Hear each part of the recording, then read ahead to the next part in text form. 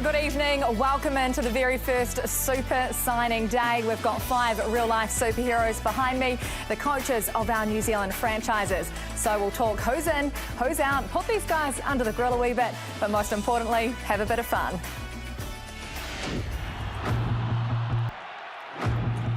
Good evening. It's great to have you joining us for this special edition of The Breakdown. Well, 2019 Super Rugby season, it's behind us. So is the Rugby World Cup, and we look ahead to the 2020 season. 25 years of Super Rugby, 1996 we go back to. So Justin Marshall, Ricky Swinell and Sir John Kerwin, it's great to have all three of you here.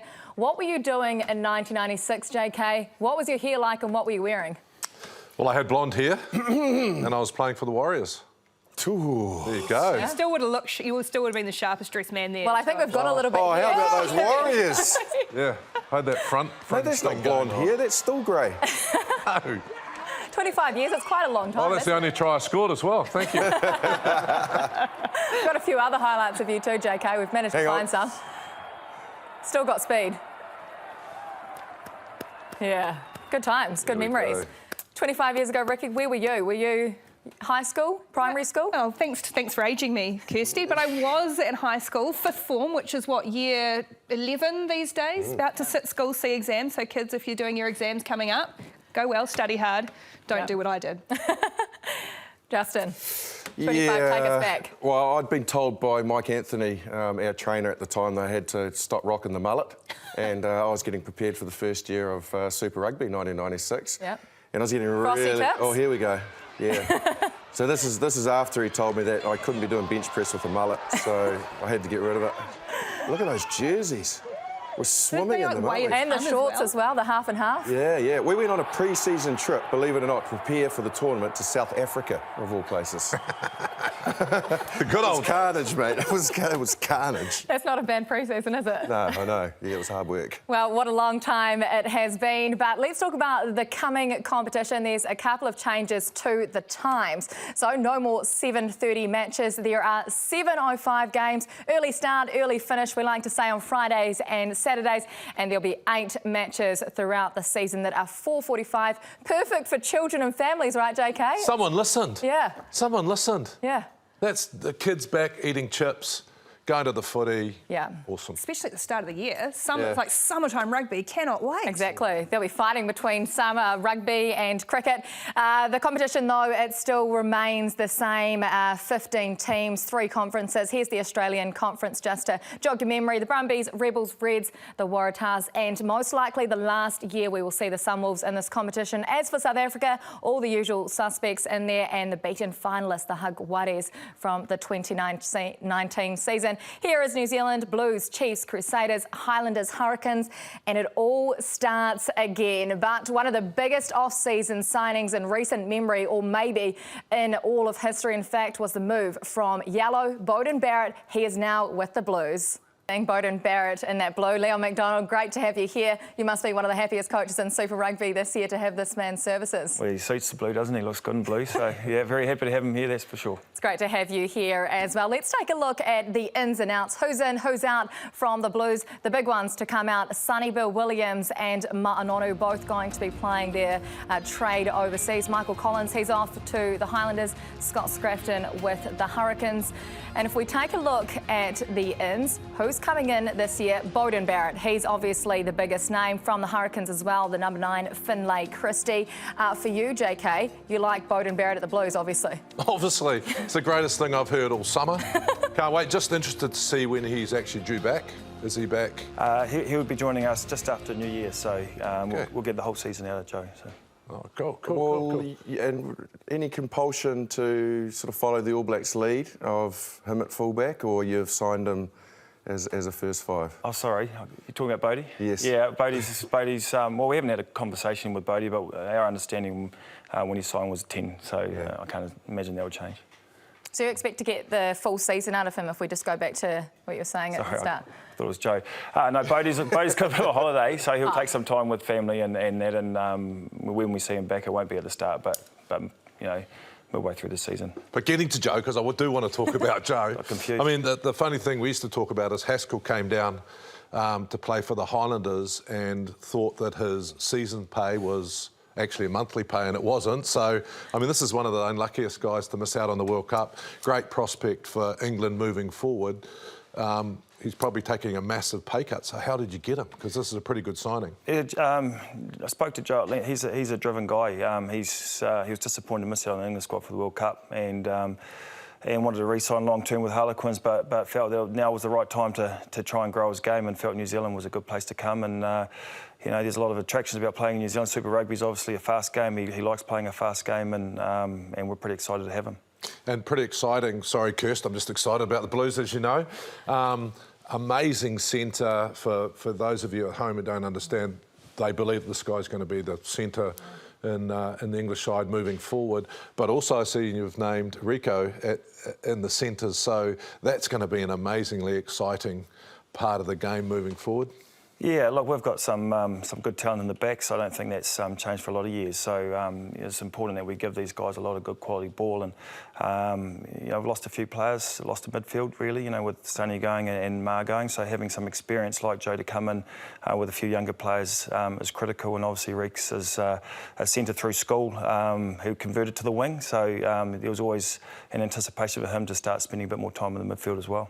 Do you see him playing in the midfield consistently for you next year? And is that maybe a potential All Blacks position for him as well? I'd be interested to get both of you, JK and you, Leon. Yeah, I can, yeah. Yeah, look, he's good enough to become an All Black centre. I think, like I said, most of his rugby's in the midfield. Is where he feels most comfortable. So, you know, he's excited. He wants to get his hands on the ball more, really, Reeks.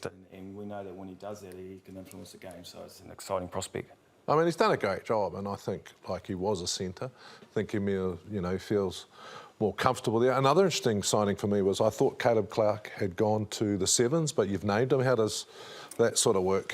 Yeah, so he will be involved in the Sevens campaign. So his involvement with us is a little bit uncertain at the moment, but we've got to expect that for a big chunk of the season, Caleb's going to be involved with the Sevens, looking for a gold medal, hopefully. Mate, when you sort of think about your first year as head coach, moved from a culture, I guess, like the Crusaders, Tasman, and into the Blues, and you sort of looked at the season and the squad you've got for next year, where do you think your undoing was in that season, and how are you going to get the Blues to playoffs? It's a deep question. It is, isn't it? I've been thinking about that. Yeah, everybody else has well been talking. I've been building up. Oh, look, there's a lot of little areas that we've identified in the off-season. I suppose that's the beauty of having a full off-season now and getting to know the players better. And as a coaching group, we've been able to sit around, start talking to players and get a better understanding around where we're going to spend our time. It's a compressed pre-season. We're playing pretty early this year. Our first game's at the end of January. So getting this compressed pre-season is right. And you know, that's what these last few months are about, is how we're going to spend our time well to make sure we cover up these little areas or improve in these areas that we need to. Mm. Well, another exciting player that, if you haven't been watching the Mitre 10 Cup, you may not know about, but our rookie watch tonight is Imoni Narua. What do you like about this kid? You must be excited to see him out there for you. Yeah, there's a lot to like. I'm not sure about the moustache, but the rest of his game's pretty fantastic. Confident young man, great under the high ball. He's got great feet, runs good lines, and he's just a real talent. He's a natural rugby player. He loves the game. Do you work through these players through the pre-season, find out a bit about them, and then are they possible opportunities to force their way into a first up starting game? Yeah, look, it's a message that we've given our squad all last year, and nothing will change. Pre-season matters for a lot. You know, coming in good shape, training hard in the pre-season, performing well in those games, and everybody's name's in the hat for game one. So he'll be looking forward to pressing his claims for the first game. I was never very good at maths, but I've just seen all the outs and stuff. 50 players leaving. Super Rugby, which is a huge number. So have you noticed, two questions really, have you noticed harder to select for certain positions because of the amount of players that are leaving? And secondly, are the players getting younger? I mean, are we going to see players younger and younger? Yeah, well, I think they are getting younger. You know, there's a lot of players around that 20s campaign that we felt, you know, on merit were probably ready to play Super Rugby. So it's a lot of players leaving, end of the World Cup. I think, you know, that probably answers for a bit of it, but I think it'll be interesting to other coaches. We found, you know, we're looking at some really young players at the moment. So, you know, you're starting to develop players, not get them ready to go to a degree. So we're sort of wearing two hats of development as well as looking for the performance right here and now. Well, thank you very much, Leon. We will hear from you in a minute. But first of all, we're talking about a lot of players leaving, but one man that is returning home, an Auckland local, is Hyland, and he hasn't always had it easy. I grew up on the North Shore of Auckland. When I finished school, I had an opportunity to go down to Christchurch and get in a mix of the Canterbury Rugby Union down there. Unfortunately, I had a couple of ACL ruptures, which put me out of rugby for about 3 years. But on the flip side, it was really, really good because it kind of got me thinking about, if I can't play rugby, what else can I do? So I ended up getting a drain laying apprenticeship. The two guys here yesterday, Beauty. needing a couple more next week, I think, for the next stage across the road there. Yeah. Recruitment is my wife's trade. She is the main driver of the company. She's the brains of the outfit. When there was opportunity to start up her own company, I wanted to be involved as much as possible. Let's do this stage. Yeah. All right. There's plenty of work to be done when the weather's good, eh? Having a business in rugby and also working sometimes as a drain layer, it's a juggle, but it makes it worth it when you've got something to roll out to once you've finished playing rugby. He's through, he's got Hyland, and Hyland's too quick. That is special from the men of the North. The Tunnies have been a pretty monumental part of my rugby career. I absolutely love playing for Northland. 2017, kind of got shifted from the midfield out to the edge on the wing, and we had a pretty action-packed back line at that stage. Jack Goodhue and old Roosters dishing out some pretty good ball to me, and I managed to dot down a few times. Busted through a couple of tackles, Rennie Ranger, and the try is scored by Jordan Hyland. I think I drew a bit of interest from the Blues then and ended up getting myself into the pre-season setup. As a replacement player, you get pulled in, it can be on a week-to-week basis. It's pretty awesome if you're not involved with that sort of setup before, and even to train with the boys is pretty massive. They had a pretty bad run of injuries, and Tana gave me the nod and said, look, you're bloody heading over to Japan, which was pretty mind-blowing. Pretty hard to explain the feeling, but I was pretty proud, and I wasn't actually young when I got there. I think I was 28. Bumping through the tackles, what a run! A lot of my idols growing up, someone I spent a bit of time with, Doug Hallett, was a blues man, and to be playing in the same jersey that my idols are playing in was pretty massive. This will be a try. Jordan Hyland grabs himself two today. I think I played 3 games for the Blues, and then I headed back to work. 2018, I missed out on getting selected for Super Rugby. I rolled back into work for the first day, and then I got a phone call from Aaron Major to ask if I could go down to the Highlanders to be a replacement player. Went down there and ended up playing 4 games, I think, for the Highlanders. Brilliantly worked, the hands are good, and into the corner goes Jordan Hyland. Obviously the Blues is pretty massive for me because it's my home team, but if there was another team I'd have loved to play for, it's definitely the Highlanders. They've got an awesome culture down there, I'd say similar to what we have up north, and I thoroughly enjoyed my time down there. I was in the car with my wife heading out to see the in-laws.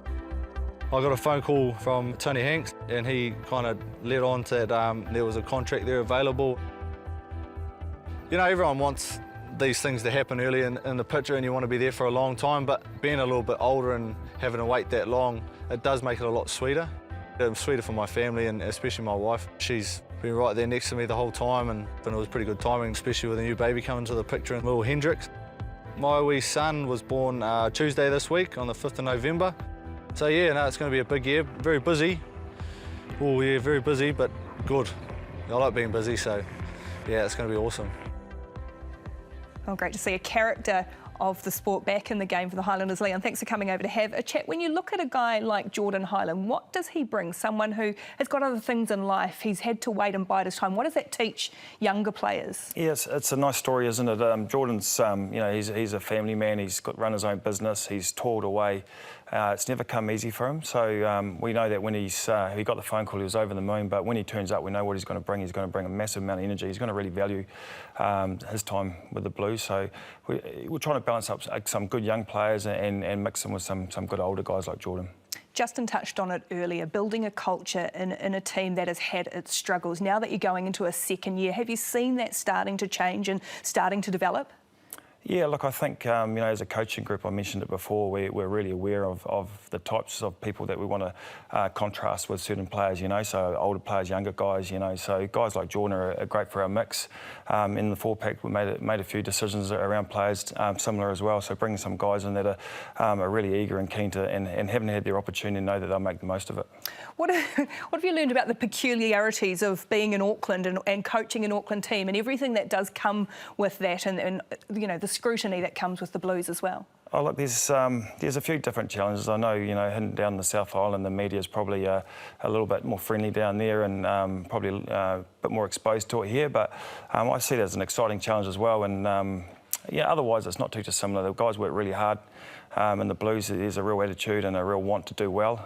There's a real love for the jersey and passion for the region. So a lot of the similarities are the same. We just got to try and get some results on the board and a bit of momentum. Yeah, we've talked about obviously individual players, Bowden Barrett being one who's going to have a lot of spotlight, but another, Akira Ioane. How do you get the best out of him, and how does he get the best out of himself?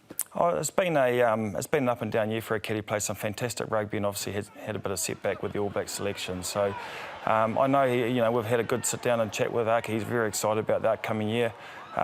He's working really hard at the moment, and he's an influential player and leader, and we all want to see him at his very best again, because we know that he's a big part of this team.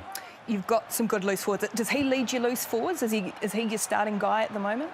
Yeah, of course he is. He's incumbent, and he's proven he's been around for a few years now and been a big part of the team, like I said. So the guys look to him. He's well respected in our group, and he's done to stand up as leader as well. So looking forward to seeing Aki back on the track next year. What about you? What do you learn as a coach when you go through the hard times that you have had already with the Blues, and you're not the first Blues coach to have dealt with that, I guess. What have you learned to take forward into a new season? Well, New Year's a new year, all bets are off, and the history doesn't really count for much. So we'll be starting fresh like everyone else on 0 points, and our confidence will be built on the way that we train in the off season, and how hard we work and how we come together as a team. So no use looking in the past. We'll be very excited about the season ahead, and speaking to the players already, they're really excited. Well, thank you very much for your time. All the best for the next season as well for the Blues. So we've had a look at them, and we also look now at the Highlanders. They've got some new faces coming in, but a returning key component is their assistant coach, Tony Brown, fast becoming a bit of an attacking genius. Dixon Pryor heels away with it. Sorpawanga, Aaron Smith, the wrap around. Faddis just into a little bit of space and slips the tackle. Faddis heading for the corner. What a try!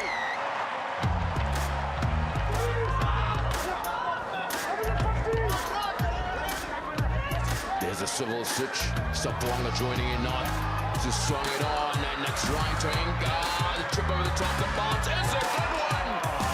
Here's the territory stand. Overwhelmingly in Otago's favour. They go again. Tay Walden, what is he doing? Mike Collins, what a play! What a play! Ruatai scores for Otago. That is just trickery and illusion. That is Tony Brown at his best.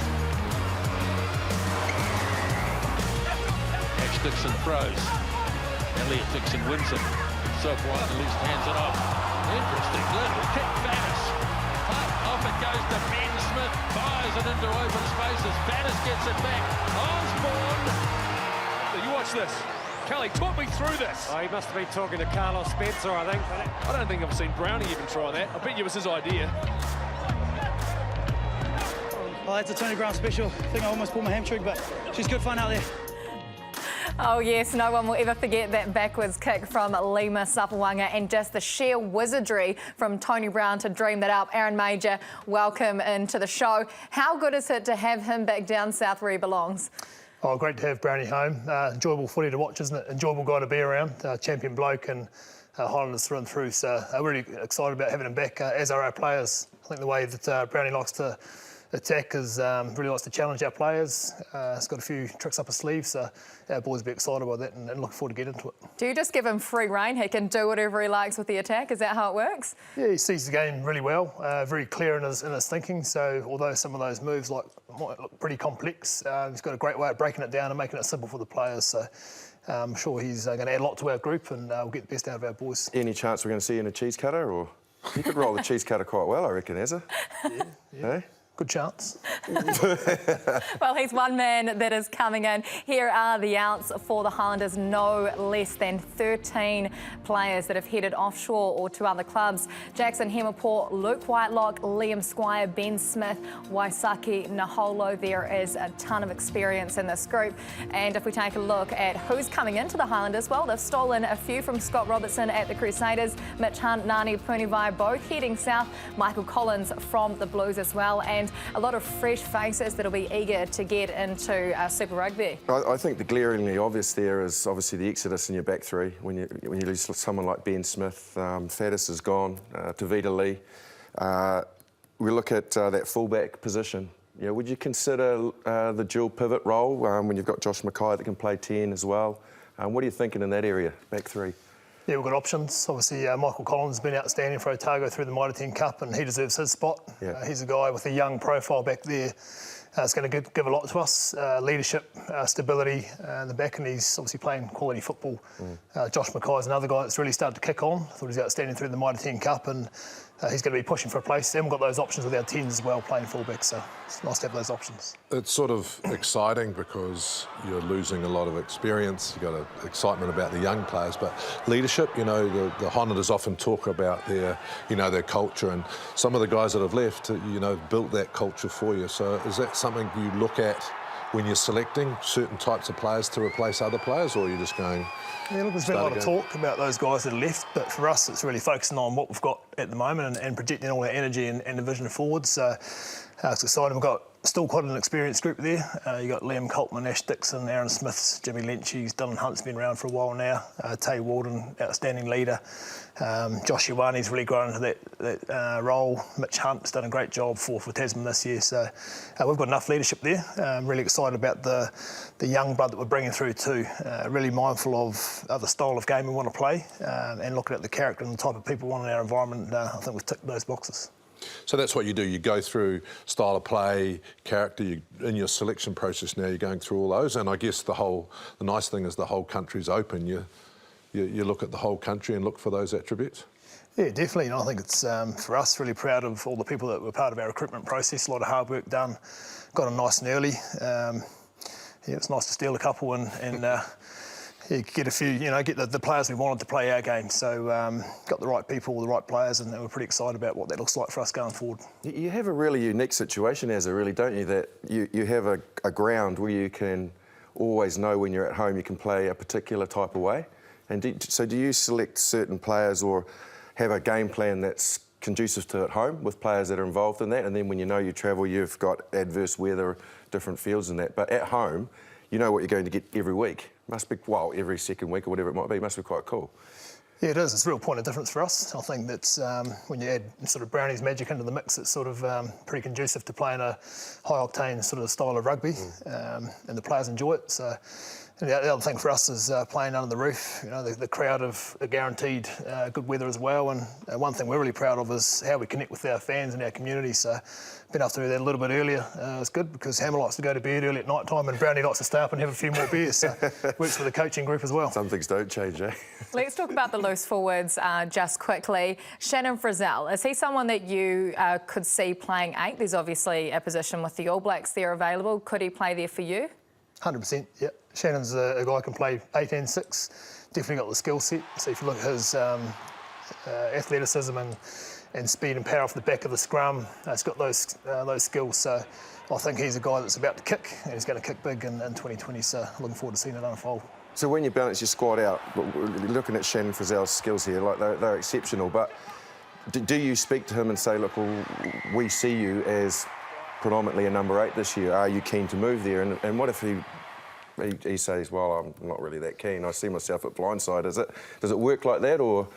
Yeah, it'll be a conversation as the relationship goes with players and coaches. Yeah. He's actually in Fiji at the moment, having a holiday after the World Cup, so I haven't had the chance to have that conversation with him. So let him take a breather first, and then get his head around and reflect on this season, and then we'll help set him up for next year. And just on your 10s, 3 relatively young 10s, Mitch Hunt with the most experience of all of them. Does he just slot into the mix, or is it a 3-horse race there?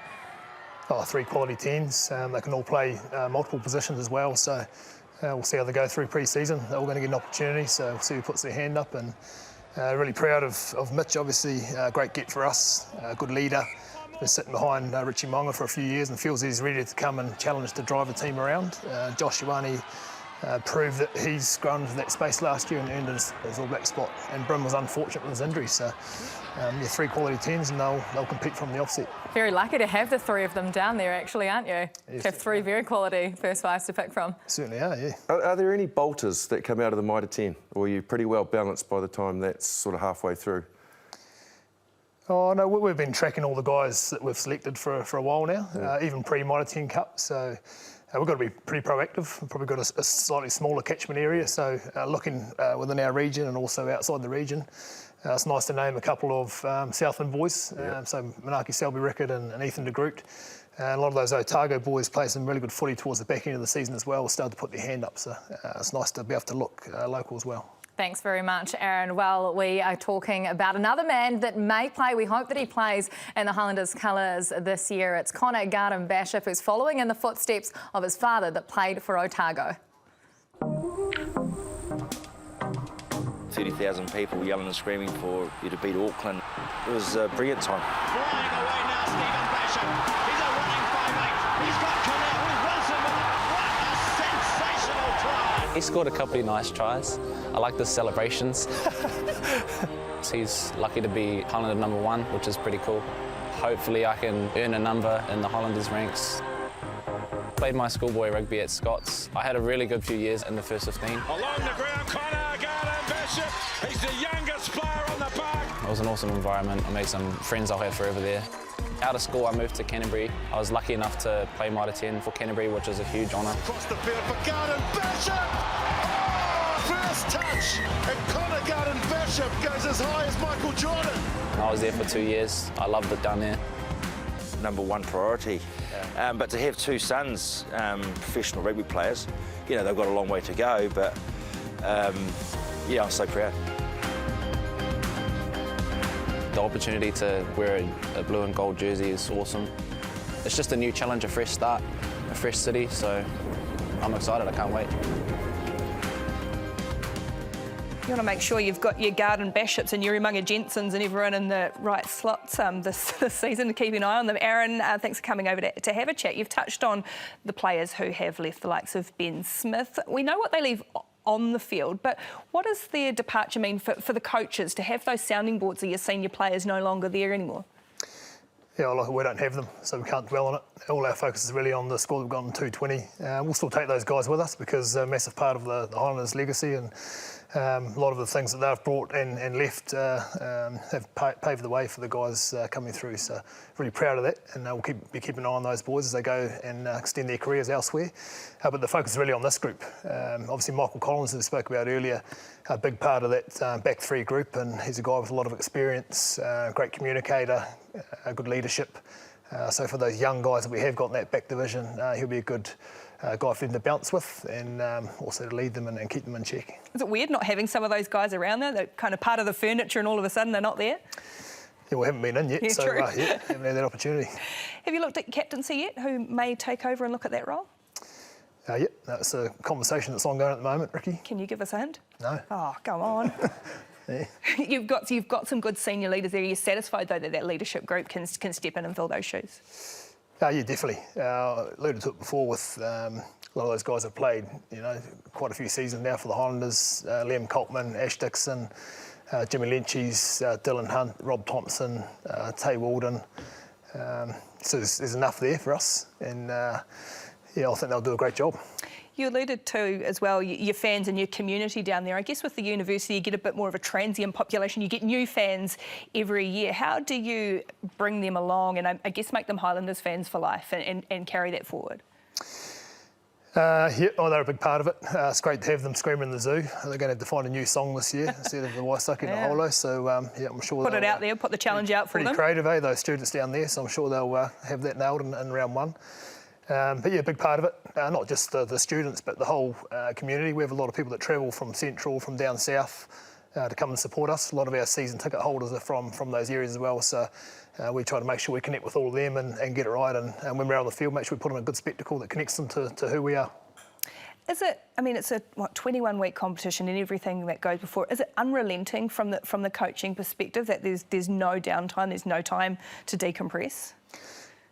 Oh, it's the best job in the world, really. So it depends on what way you look at it. There's challenges. The seasons are busy. You make a lot of sacrifices, players, coaches, staff. But look, we love doing what we do, and our job is to create an environment where people want to be there and we can get the best out of them. So if we do that, we have a good time doing it, then it should be a fun year. Well, hopefully you do have a fun year. All the very best to you and the Highlanders for next season. Aaron, as we've looked at the Highlanders and the Blues, there's still plenty more for us to break down over the next wee while. Thanks very much, Ricky. Yes, do not go anywhere. Loads more to come. We talk about the Chiefs next. But first, as much as looking forward, we're going to look back just a wee bit. It's time for the fans' try of the year that you can vote for. Go to www.allblacks.com/Sky Fans Try to Vote. Here's your first look.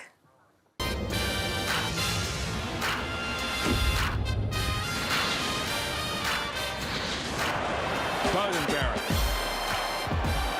Ben Lamb in the midfield. Ben Lamb with his power. He's got Artie Savere on the inside with a left foot step. Another left foot step. What a show of class and finishing power from Artie Savere.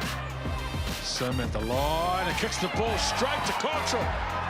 He's pulled down, gets the ball away in the tackle.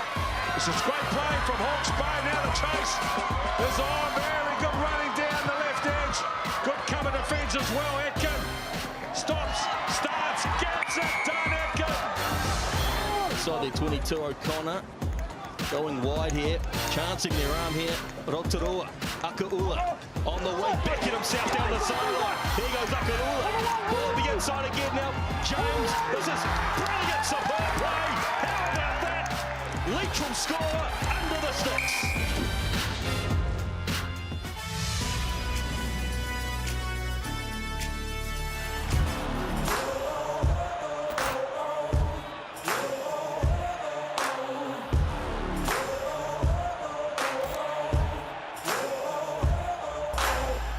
Just watch me now.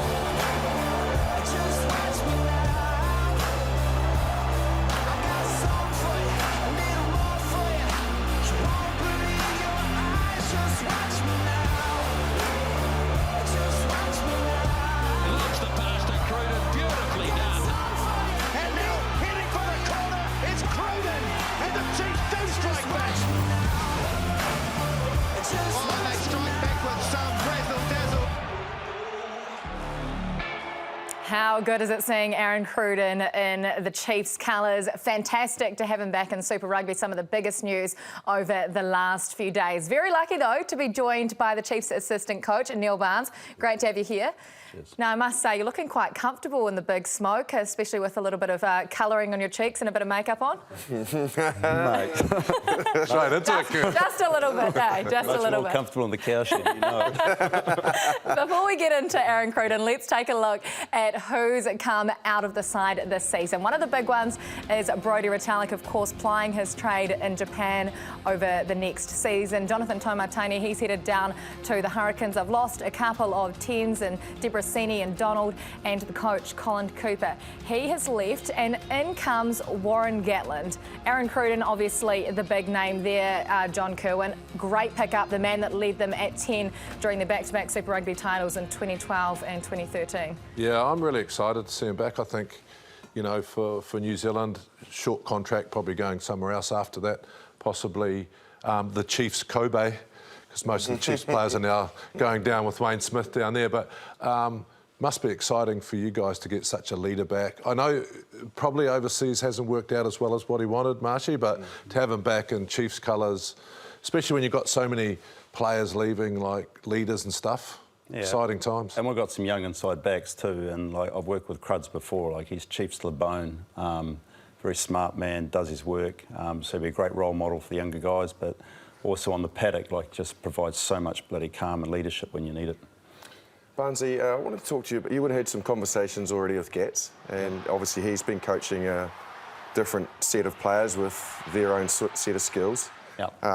What's his mindset entering into this? Is it to fit in with what the Chiefs have been doing that's been so successful, or has he got some new, fresh ideas that you've not heard of before coming out of the UK? Well, it's actually a really interesting question because it's like the great Welsh Messiah is coming back and he's going to walk on water all the way back to New Zealand. But you've got to cut the man some slack. He's just been through a World Cup campaign. Yep. He's going to have a little bit of a rest and get his feet under the table and build relationships. But we've had a couple of days with Gats. Yep. And thoroughly enjoyed him. He knows the game, he's a good man. So, yeah, we're actually delighted to be working with him, so looking forward to it. Sounds like a few beers, that does. Yeah. Yeah. Whiskies, maybe. Highballs. No. I think, Barnsley, for me, the interesting thing about Gats, you know, played with him, he's been incredibly successful. One of the hardest things I found coming back from overseas was actually knowing the players and selection. Yeah. So, you know, Gats has been away 15 years, whatever it is. Yeah. So Has he trusted you guys to say, look, don't know a lot of the players, away you go? Yeah, very much so. And that's why I say he's going to take some time to get his feet under the table, and then he'll come in probably a little bit harder after that. But he's let us get on with our work and trusted us to do so. I'm lucky to be working in the coaching team I am. We've got a lot of experience there with Tabs and Roger and Hilly coming in as well as Skinny. So we've got a good crew. Quite happy at the moment. And when do you actually start? The end of this month. Well, we've already started now, obviously, with all the planning and everything, but the players come in like 29th, something like that, so it's not far away. I'll put you out of your misery a wee bit and talk about a position that you're very familiar with. We'll go to the forwards and we'll talk about the locks, so you can take a big, deep breath. Brodie Retallick, how do you fill a void as big as Brodie Retallick? Yeah, well, that's interesting with Guzzle, because he used to injure more of our own players than opposition players, but so for that reason, our bloody medical people won't miss him. But you understand as well as I do, he'll be a massive loss. Just the vigour he brings on the paddock and the rest of the people follow him, he's a real warrior. But when one person steps out, there's going to be another one step in. So there's some exciting young locks coming through in our region, and really looking forward to seeing them on the paddock.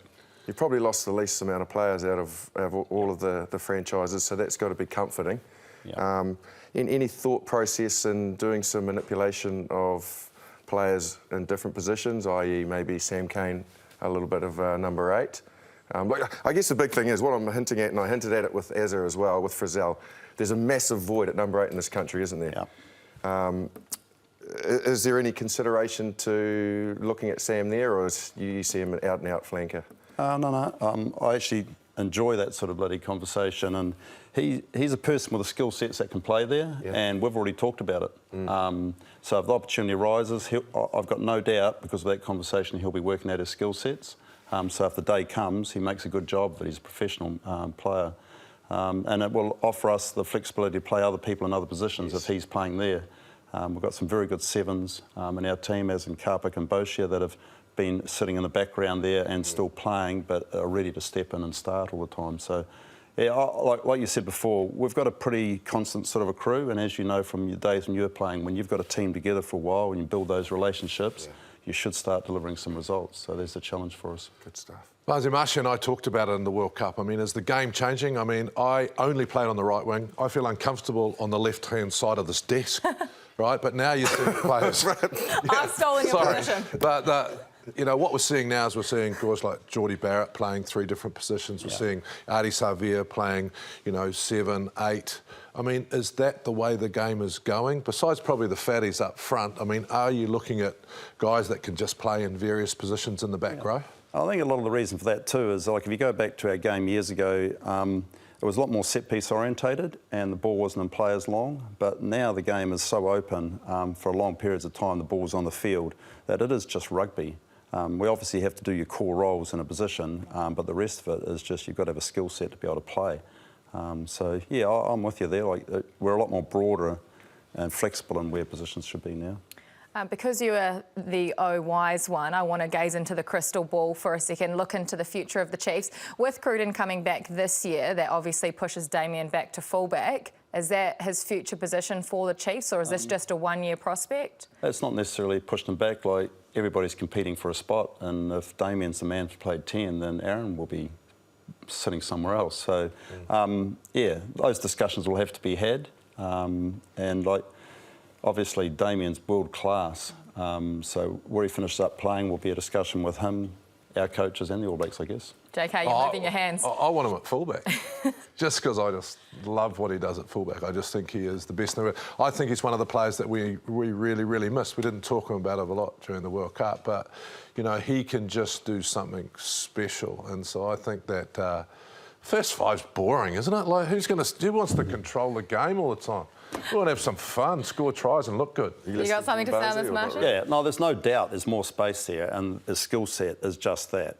He's an excitement machine, multi-talented, but, he's broadening his skill sets too, and the opportunity to play at 10. Is he okay? How is he? Yeah. Have you seen? Oh, yeah, he's like coming in progression back into contact now, so he'll be back on track. Don't worry about that. I heard he was sifting around the golf warehouse this week, getting some golf clubs. So if you can play golf, you can run. Make sure you let him know that. He's trying to shoot. apparently. Thanks very much for joining us, Barnsey. Now, another homegrown talent straight out of Hamilton Boys High School, Quinn Tupaia, who already in his short career has won the Ranfurly Shield, he's won the NPC Championship, and he's trying to make his mark this year with the Chiefs. Player I think many people are looking forward to seeing step up to Super Rugby finally next season. Neil, another who has already reached great heights, but was probably forgotten about a little bit. Luke Jacobson, where is he at? How do you look after him a little bit next season? Because he's a special talent as well. Yeah, and it was unfortunate for Luke that he had to come home from the World Cup. It was where they had two loose forwards injured at the same time, and you can't carry that in the World Cup. And he had a couple of concussion issues, but by all accounts, he's recovered really, really well. And so he'll be on deck from the start. So. And he's one of those guys, are you talking about, that you might be able to move around and look at some different positions? Yeah, definitely. He's a number 8 by trade that plays 6 as well. Very good football player, and he's making massive advances in his game, and he deserved his selection. So I'm hoping he has a really good super season and gets a chance to get back on that stage. All eyes on the coach, obviously, takes a little bit of heat off the players, perhaps leading into the start of this season. But how will you learn to operate under a new coach in Warren, a guy who I think you've only just met, really? Yeah. Well, he put us at ease, really. That's the guy's skills. I actually felt quite comfortable around him, and he did tell us that he'll expect us to get our job done and he'll challenge us. But if you're making things happen, he's quite comfortable. But, you know, he's obviously a good operator. You can't live in the environment he's lived in so long and have success and not be very good. So I'm actually excited about the opportunity more than anything. You've reshuffled, though, each of the assistants, your roles. You're going back to the happy place in the forwards? Yeah. I'm back forwards coach. I was doing defence last year. And Tumbai Matson's doing the defence, and Roger Randall's full-time this year on attack. David Hill comes in, and Skinny comes in as forward coach as well, so it's all good. What's I guess, the thinking in doing that? What's the hope of that you get out of those roles? Well, it's probably we're all in our happy place, to be honest. Like last year was my first year in defence, and yeah, that takes a while to get your feet under the table there too. So. But yeah, Roger Randall, very exciting. Everyone talks about Tony Brown. I see him in the same light. His attention to detail is awesome. And obviously David's been in different environments, and he's going to bring in his own input into our team, which would be great. And Skinny Nick White, that is. Yeah, awesome man. He's had a history in different teams too, so they'll all bring their own skill sets in, and if we can combine all that, it should be a strong crew. When we look at what happened in Mitre 10 Cup and we look at your region as a whole, the success of Bay of Plenty and what has developed over the hill, how significant is that? We're starting to see Caleb Trask, one player who's going to filter into your squad, but their success that your provincial partners are fronting up as well. Yeah, and that's flowing right through the region, through our age groups too. We've got a strong group of young players that are coming through, so if we can maintain them in the region and keep a constant group of players and they get a lot of rugby together, it can only bode well for us in the future. I had to get a plug in for Bay of Plenty. Thank you very much, Neil. All the best to you and the Chiefs for your season ahead. Well, it was a long time coming, wasn't it, waiting for that Hurricanes' first ever win, but it was worth the wait. Let's take a look back to the Hurricanes' title win in 2016.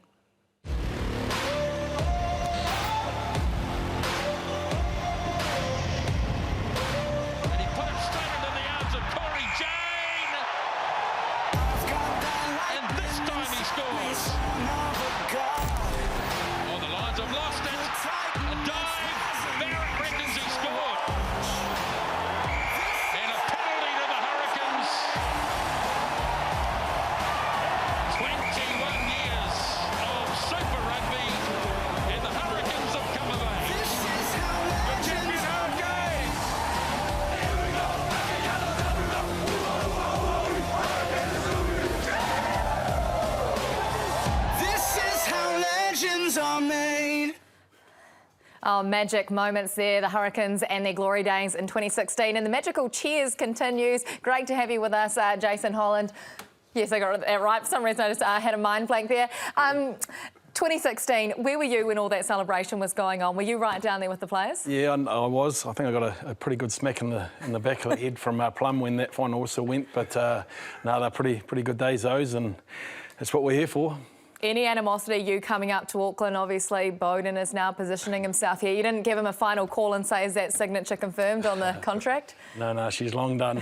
But no, we'll see what happens from here on. Well, it's great to have you with us. Let's take a look at how your team shapes up for 2020 season. And this is what the outs are doing at the moment. Bowden Barrett, as we've mentioned, is off to the Blues, as is Finlay Christie. A couple of other big losses there. Nehi Milner-Skudder off to France. Sam Lousy, Matt Proctor as well. And if we take a look at who's in at the Hurricanes, who's heading down to the capital, big signing from the Highlanders, Tyrell Lomax. He will be a great acquisition to the front three. Scott Scrafton from the Blues and Jamie Booth from the Sunwolves is a pretty good one as well, Marshy. Oh, absolutely, yeah, I totally agree. You've got a good balanced squad there, Jace. I guess I almost feel like speaking in a whisper because we've got some of the greatest minds in the game here sitting still in the background, but I'm going to bang this drum anyway. For my mind, Geordie Barrett, he needs to find a position, mate. Like, do you still see him as a player that will be utilised across the backline, or has he got a position that he wants to play? Yeah, look, I think Geordie's way more comfortable at 15 than anywhere else on the park. And I like him at 15. I think that's probably, we get with his skill set, he's going to fire into back lines, he's going to kick long, he's going to offload, he's going to do everything that Geordie does really well at 15, I reckon, and get his hands on the ball. So that's probably his preferred position. We saw him at the All Blacks, played 10 at the Rugby World Cup. Is he an option at 10 for the Hurricanes? Look, he's an option there. As I say, I still don't think that's going to be where he's going to be at his best. So, look, who knows what happens, and we know after what he did for the ABs that he's pretty comfortable there. But, we've got three other guys that would be the first choices there at 10.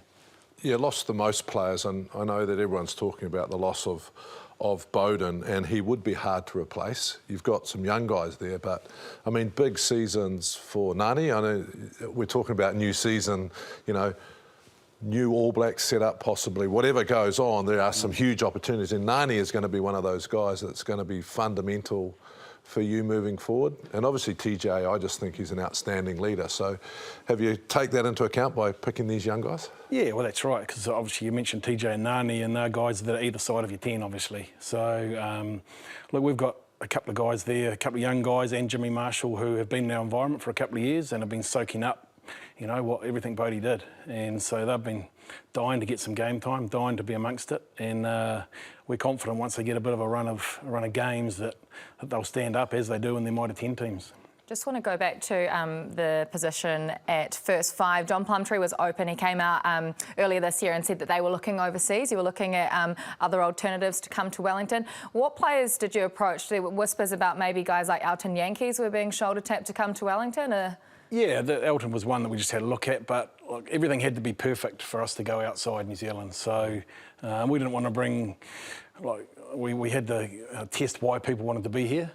We didn't want to bring people in who were sort of coming for a year and in and out and wanted to use it a little bit. So, mate, at the end we decided that it was best to go with the boys that are here and back them, and we're happy with that.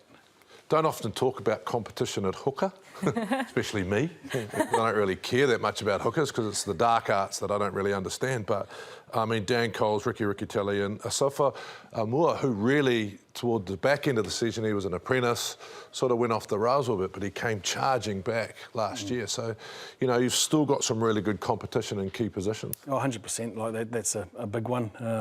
Obviously, Colesy's still going pretty strong, and the thing about Ricky and Safo is that they love pushing him and they're into him, and it's going to be a good contest, all right. And all of them seem to be coming right about now, and well, not coming right, but Collins has been coming right for a while. But look, Safo's coming right, he's got his body right, and it's going to be a great contest.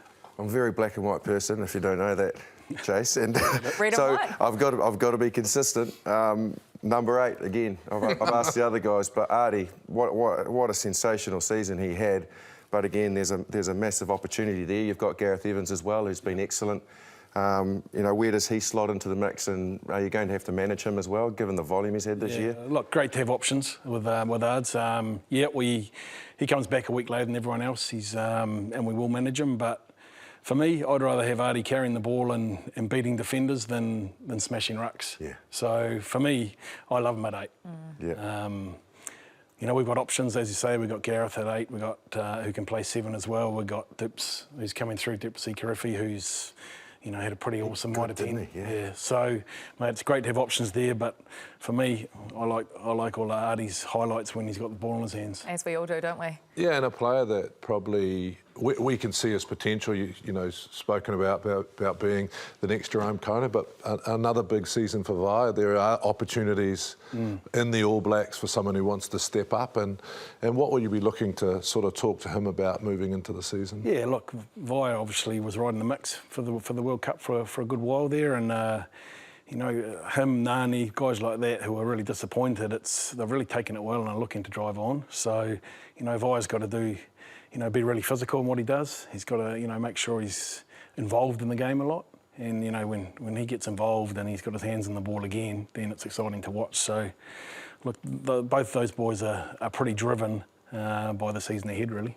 Thanks very much for your time. And you will be talking to Rick as well, so we're not done with you yet, Jason. But one of the big movers for the Hurricanes, we've mentioned him, is Tyrell Lomax. He's cut his teeth down at the Highlanders the last few seasons, but he gets to go home to Wainuiomata and Wellington.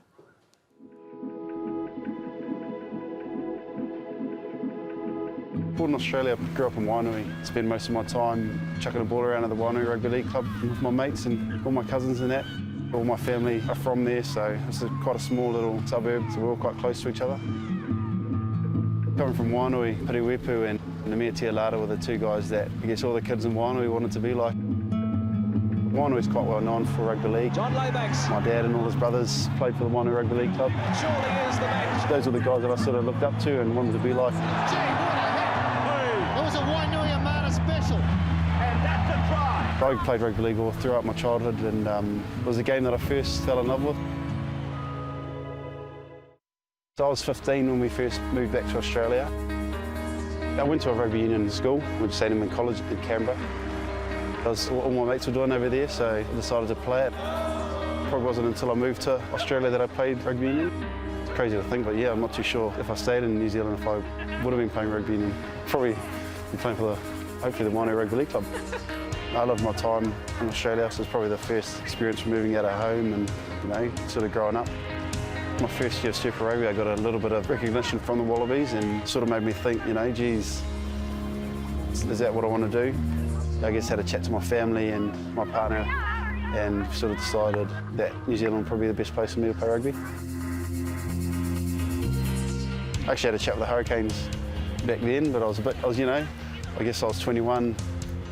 Coming home probably wasn't the right time for me. I sort of wanted to go to a place where I could just focus on rugby and not have anything else to worry about. So I sort of isolated myself down in Dunedin a little bit. So here goes Lomax! Tyrell Lomax, and the front rowers start celebrating. I love my time with the Highlanders. I learnt so much down there. A great team, a great environment, and great culture. It was a really good 2 years down there. Well done, Tyrell Lomax. It's coming to the end of my second year, and I was coming into contract negotiations for the next few years, and I was looking at where I'd play for the next 4 years.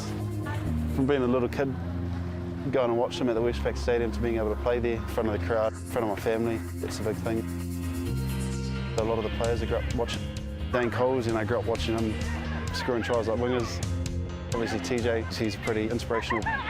Being able to play alongside them was pretty cool. You know, this is home for me and I love being here. So I guess having a second chance to come here was a dream come true for me. Good to see some homegrown talent back playing in the Wellington region and back at the Hurricanes. Jason, a January start for this competition next year. That makes for a very short pre-season. Is that a good thing or a bad thing? Oh, we'll see. We'll see at the end of January. I suppose it's made even shorter for us with the fact that we're straight off to Cape Town. So I think we play our last pre-season game in the middle of January and we get on the bird. So she comes around pretty quick. One of the highlights of the Hurricanes pre-season has always been the Surf to Peak Challenge. Is that penciled in? And who'll be looking sharp? Who should we be backing? Yeah, no, that's there. Carlos Spence might have a crack at it this year, so he'd be favourite if he had a crack. No, it sits there, and boys look forward to that. There's still a little bit of pride around who can get up the top of the hill fastest. So it's always a pinnacle for the boys pre-season. For the coaches before a season starts, do you get that sense of, right, I'm ready to go, or, oh God, we need more time when that first game comes around, which you can't get anyway? I suppose if you talk to me now, it's like, let's get into it. We've been waiting, and while the players have still been going, the coach has been waiting to get into it, but I'm sure 2 weeks out from the start of the comp, we probably would look for a bit more time.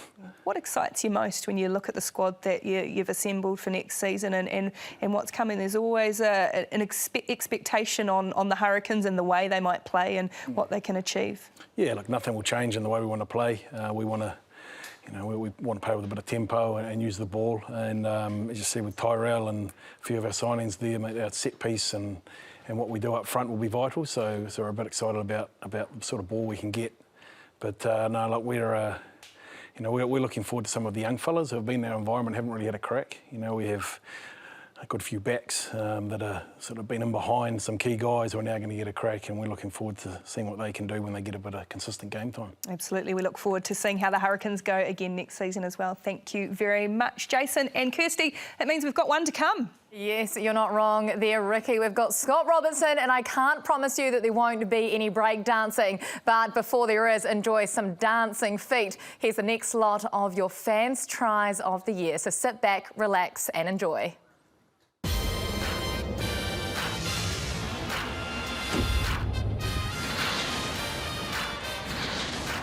Set a target, then it's Fennell. Havili to the line, nice bend from Havili. Gives a pass to Tafua. He gives it to Reece and puts it to the foot. Reece to the try. Tracy. Poor head of ball out wide for Lettieng, and now she puts the foot down. Gets a bit of a shove from Salika Winiata, I think, and it's just opened up the gap for Aisha Lettieng. Southland with front foot ball. Eve intercepted by Harbour. How much gas has he got? Got Isaac to Tamaki coming after him. Helwaki floats the pass. Still alive, Duffy. Duffy's got lots of speed. He's got lots of speed, Duffy. Can he find a support play? He does get the support play. Looking great offload, spinning. Oh, wonderful stuff from Harbour. And Bryn Hall will score the try.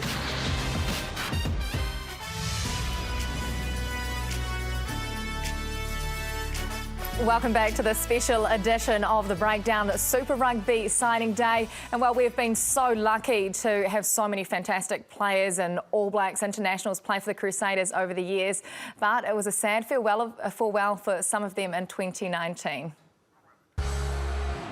Kieran Reid, he reaches his 150th match. The powerful front rower, what a season he's having. Oh, what about the tackle on Meeks? Crowley, can he get there? Oh, yes, he can. What a fantastic way to finish the game. Pops it up to Matt Todd.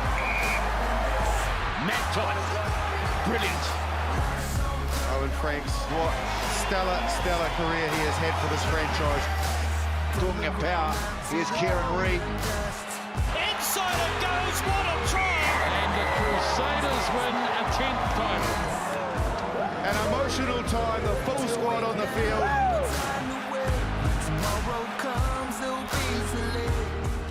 Well, it has been quite the last 3 seasons for the Crusaders, hasn't it? Back-to-back Super Rugby champions. But if you look at the outs, there are some massive names on this list. Sam Whitelock gone for the year, but he will be back. Jordan Taufua, Matt Todd, Kieran Reid, Ryan Crotty and Israel Dagg. And if we look at the players that are coming into this amazing Crusaders environment, Brodie McAllister, Tom Christie, of course, been around, Cullen Grace, Sione Havili, Ethan Roots, a player to watch, we have been told. But Scott Robertson, Justin Marshall, this loss of experience. Yeah, Razor, look, I guess that's probably the blatantly obvious question, but I'll ask it anyway because that's me. But yeah, you're not only taking, I guess, experience, nearly 1,000 caps out of the Crusaders, but also a bit of the heartbeat. When you think of the likes of Crotty, Reid, Todd, etc., Taufua, these guys have been, for you, have been an incredible part of your success, haven't they? And now they're missing. Replaceable, I guess, but it will hurt. We never really replace them. You never replace 100-odd caps unless you buy Bowden Barrett, so... Did you try? Take that down nearly. No, I don't have enough money for that. But, look, jokes aside, we knew this was happening 2 or 3 years ago, coming on the end of the World Cup cycle. Guys were coming up to the end of their career, sort of got the heads up. And all the guys that have come through, either through our academy or played for us in the last year or two, so they know our structure, how we work. There's good, nice cohesion, so we're setting them up to succeed straight away. And There's a lot of debuts, but we've also got a lot of guys that are in there to 20 to 40 caps around that area too that have come in around the locks, front row. You know, Mike Alatoa's done a great job, gone to a World Cup as well, so we've got some great depth. I'm just going to throw out some numbers. 65 caps amongst your 8 loose forwards that you've got named on that list. But we know that Christchurch and Canterbury have such an unbelievable talent system. So are there some names that you can throw out there for us to keep an eye on this year? As you said, you know, Ethan Roots comes in, he's tough, he's brutal, ex-MMA. Background, so we'll talk to him about cards and stuff. If you don't select him, he'll put you in a headlock. That's right. Chuck me out. Yeah, that's a good point. And tap out on that. But oh, look, you got Cullen Grace come through. You know, Tom Sanders has got his body and great nick. We've got Sione Havili who's come through, who's tremendous defender. You know, he's got a great shoulder on him, and you know, we've obviously got Billy Harmon that's been simmering away, and Tom Christie who's been in the 20s. So there's depth. I think the interesting thing for me now, Razor, is, I mean, selection really intrigues me. So I'm just looking at the team list. You've got 3 named at centre and then about 25 named in the back 3. But, I mean, if you play one position now, is it just you don't get selected? Because you look down and think, well, Sevu Reece probably played both sides, right and left, played at centre before. I mean, is that what you're doing in the outside backs now, just going multiple players, multiple positions? That's right, and look, these guys, they come through with amazing skill sets. You know, Wing should be able to play fullback, and majority of the time, like Rico was saying earlier on, Rangi was saying he can come in at centre. Dave Havili's played, you know, a number of games at centre for us. Jack Goodhue can go to 12 as well. Obviously, Braden can play wing and centre.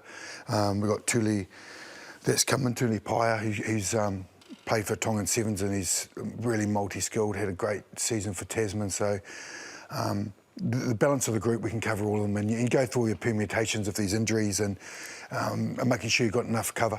Does that change the way you build your game plan? I mean, you always used to say, you think about your game plan, select the players, but I mean, is that changing now for coaches? You're sort of saying, here's my players, now let's change that around a bit? Well, a few of the Rolls Royces have gone out the door, so, you know, we've got a pretty decent Lamborghini backline. Yeah. So I thought I'd chuck it in there. And just is that like the golf line? Yeah. No, like, jokes aside, that you try and get the best balance in you as you can, and which is probably our strengths. You've still got 13 All Blacks in our group, and a lot of them are still in the All Blacks. But the guys coming through, as Jay said, Hyland, you actually, these young guys have been ready. They've been waiting to play. They've been behind these players for so long now, and you know, Sam Whitelock's on the end run. He'll come back, he'll be all topped up. Might not if he's on the end run. Holy moly, he can go missing forever. No. Can I ask you about David Havili then? He's a sensational player, and you know, he had a great Mitre 10 for Tasman in that position. You've lost Crotts. You've got abundance of talent out there with the likes of Will Jordan, etc. in the back 3, Sevu Reece, George Bridge. Mataeli's back, I believe. Yeah. Do you see him this year as a midfielder? I know you said that Goodhue can play centre, but do you see Havili in the centres? Yeah, he can play there. Look, he played a number of key games for us. Started the Lions match there, and the ability for him, because he's such a leader, he's captain of Tasman as well. His maturity levels, he's probably, you know, he'll get to 100 caps for us this year. You know, in a tender age of sort of 20, 25, 26. So his experience, his ability to play 2 positions are what wins you championships. Talked about him being captain of Tasman. Now that there's no Matt Todd, no Sam Whitelock for next year, do you have a captain in mind for the start of the season? Yeah, look, Scott Barrett comes in. Natural choice. Scooter, yeah. Look, he's got an incredible engine. He's going to play 80 minutes. The boys trust him and will follow him. Awesome. Well, a man that you've got down in your ranks and that you coached in the New Zealand under-20 side, Isi Tuangafasi, who of course is playing prop and has been learning off 2 of the best in the business over the past few years. I come from a family of 12 kids and mum and dad, and it really helps having a big family, especially when they're boys who can do a lot of things together, and rugby has brought us tighter together as a family and as brothers. Offa has had a lot to do with my rugby career. He was always available to me. Extremely proud of him. He sacrificed a lot for us and for my family. It was part of his dream and his goal to achieve, and very proud of him and what he's done. It's a new man, Tuangafasi. I got the chance last year to go down to the Crusaders. First of all, the experience down south was unreal, and the people that I got to learn off, to me, they are the best in the world. Owie and Moody, you learn a lot in a day from those two than playing a footy game or playing a season. Every opportunity that I got to scrum or do stuff with them, I'd take it and try and learn as much as I can during the season. Yeah, and ended up winning. It was awesome for me to be part of that. Learning the values of the Crusader way is what's big for me, and that's my goal for next year. Just play as much as I can, learn as much as I can. There's a lot of experience moving on. There's guys there that's been there for a couple of years now that have learned, and they've got a great opportunity, and so do we as newcomers to add to what's been done. That alone is enough to motivate the players to still evolve and still get better. We'll give ourselves the best chance of winning it again. Got a lot to learn still. I'm still a newbie at Super Rugby, and the more I can learn and master the game, the better I will be as a footy player.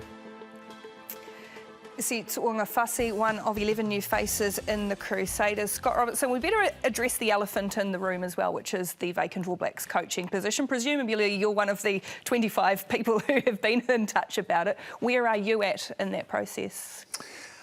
Planning. You know, look, obviously the interview is a big part of the process, and look, I've done what I can do from a rugby sense of now. It's just compiling the best team I can together and making sure I cover all the questions that are coming my way. Can you tell us who's part of that coaching team? Who's in your plans? No. No, sorry. We have to wait a little. Part of it. It's been tough on me today. I guess one thing that has been talked about though is international experience. I guess the last two All Blacks coaches have come down that route. You obviously have not. Do you think that that holds firm? That needs to be a big part of what an All Black coach does? I think we just. Sounds like an interview, Ricky. It's just preparing you know, we'll get you ready to go. Oh, there's someone just won the World Cup with not much experience, haven't they? So look, it's the right person for the right job at the right time. So, are there contingencies in place with the Crusaders should things progress and you are successful in that? Yeah, look, we're fortunate that you know, guys that can come in if it's a late, and the piece isn't obviously right in the end of December, middle of December when the changeover is. So we've done a lot in the off-season, making sure that we succeed, whoever's going to come in to succeed. And, you know, we've got Andrew Goodman come in that's has taken over into a role for Ron Nagara, and Scott Henson's come back from Japan after a World Cup and also coaching the Sunwolves. So some great experience there, and we're also bringing in a defence coach, which we'll name in the next week or two. Well, let's have a look at the Crusaders then. I guess three-time champions, and that does come with scrutiny, expectation. You probably live in that space, as we've heard Steve Hansen talk about. Do you enjoy that? It's a good place to be in. Like, you know, the expectations of when you sort of played as a Crusader or even as an All Black, and then you start to quite you change your mindset around it rather than sort of putting pressure. You feel like you can help the group keep getting better and evolving and take on new challenges. And the expectation of winning it's a great fuel to inspire people. Yeah. I bet you no shortage of advice and for expert selectors in your community. They're pretty passionate. Yep, the Crusaders fans are incredible. You know, look, we've had a lot go on this year as a club, and we fought through that and showed what it really meant to us to perform on the biggest stage. And you know, the final was a great occasion for us. You know, it was defensive focused final, but to make all those tackles and to do it on a cold night with a full house and an amazing home little stadium that we've got when it's full, you know, we're really proud. Might get you a new stadium too as well one day, hopefully soon. I mean, old adage of not changing a winning formula, but how do you keep evolving and what can you look to bring in this year with these new players that you have coming in? Yeah, good question. As a coach, you're always trying to look at yourself and what areas can you get better in and help grow your people. You ask that of them, you know, you ask it of the players, so you've got to do it personally. And look, it's a short pre-season. A lot of the coaches were saying that, you know, I think it's 16 training days before Christmas and then about 6 or 7 days post-Christmas before you play a game, you know. We're second week in January pre-season, so it's a quick turnaround. So the ability to create a really strong environment, everyone work hard and and play a game plan everyone's really clear on. Well, all the best to you and the Crusaders. Thanks again for coming up and joining us, Scott. Cheers. Thank you. Cheers. And back over to you, Kirsty. We're just about done. Thank you very much, Ricky. We are, and how exciting is it to kick off Super Rugby 2020? Now we know it's going to be a far more family-friendly competition next season, but also your kids could be going free to the games. This is an awesome new initiative, and here's how. Your boys love your support. A real local hero. That's why they're the best. Here's a chance. Get set for 2020 with a Super Rugby membership. McKenzie. Join your team and give a kid a season they'll never forget. And he's in for the try. With adult membership sold, you'll get one kids membership free. So much energy in this crowd. Plus, there's a stack of season packages to choose from. What a magic moment. Check your club website or superrugby.co.nz now. Well, it's all go, isn't it? But we can't really get out of the studio without talking about the All Blacks wrapping up their season and looking forward to the next year. We need to talk about the coaches, though. Ricky, you've just spoken about it with Scott Robertson. For you, Sir John Kirwan, who's in the box seat to take Steve Hanson's position? Well, I think the first thing that the New Zealand Rugby Union need to decide is, are they going to stay with the last system, which is progression and, you know, assistants moving up into the role so you don't lose experience, or let's cut it, we've had a great 10 years and let's start afresh and possibly say, you know, let's do things differently. So I think that's the first question we have to ask. And then out of that you go, well, the answers drop out. So if we're going to say that continuity, you know, then Fozzie's probably in the best seat. If we're going to say, look, you know, let's change it up and let's start again and look for another great decade, then possibly, you know, the other candidates are up for grabs. The interesting thing for me is it's really exciting. I think it's exciting. And what happened the last time was we thought, gee, these three guys would be great. And Graham Henry had rung them and we had that coaching crew go together. So I don't think that's going to happen this time. And losing 13 players, it's really exciting for players that are playing and a new coach coming in. One of the interesting comments that I read today was something from Wayne Smith, and he said that New Zealand Rugby will be cautious not to destroy Super Rugby with taking too many coaches out of there. You agree, Ricky?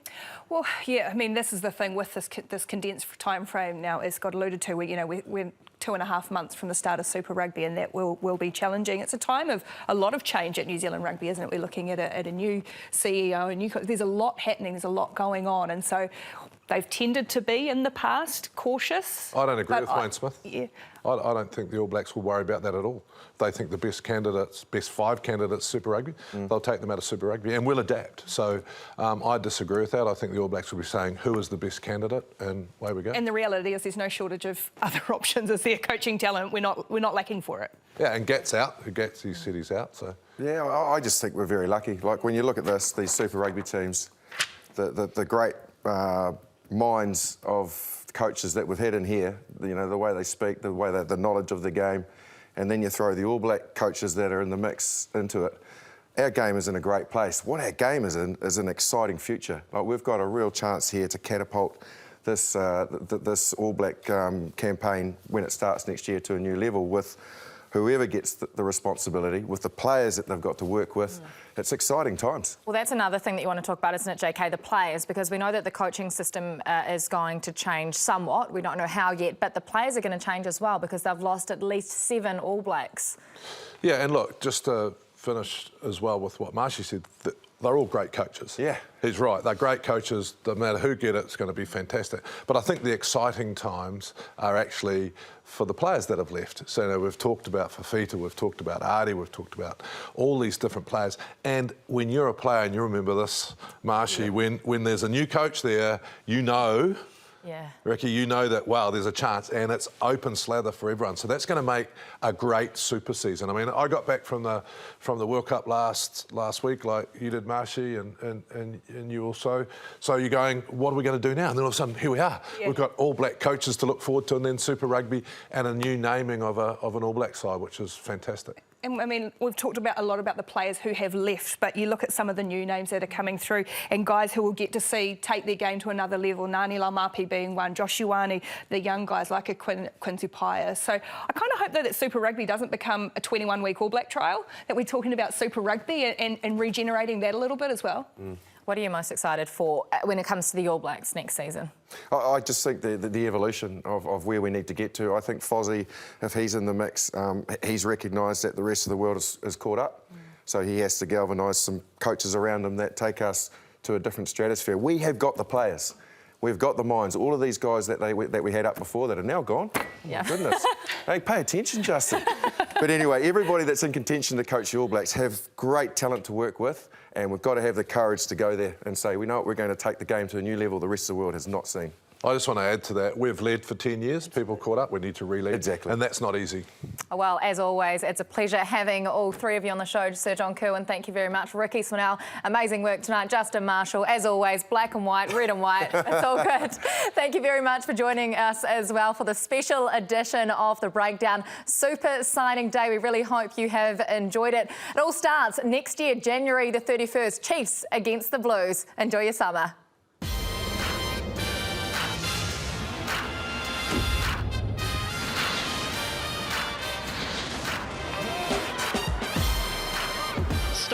Offloads once again, and in the very quick legs of Cherie Hearn, the fullback for Otago. She can go left to right. Oh, what a lovely little jig. Strikes off the tackle. She's going to go all the way, Cherie Hearn. Leonard Brown back in the action and breaking tackles. Gets a beautiful ball away to Sowakula. Look at the big man go. Ball scooped up by Weber. He's cut down, but manages to pop it to the support. Well, going back to Sowakula. Now up to Morley.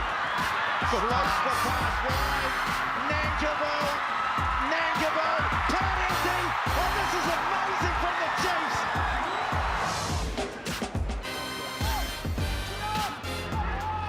Already with a tip on, and then Devon Flanders opens them up, a ball over the top. Now they're a chance. Mikaela too. Lovely offload for Caleb. Marquette is going to be run down. Is it no?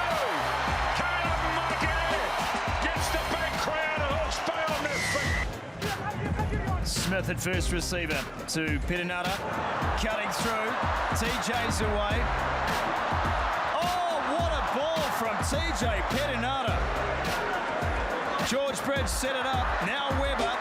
Weber round the back. TJ for the corner. Does he get there? We'll have a look. That is sensational.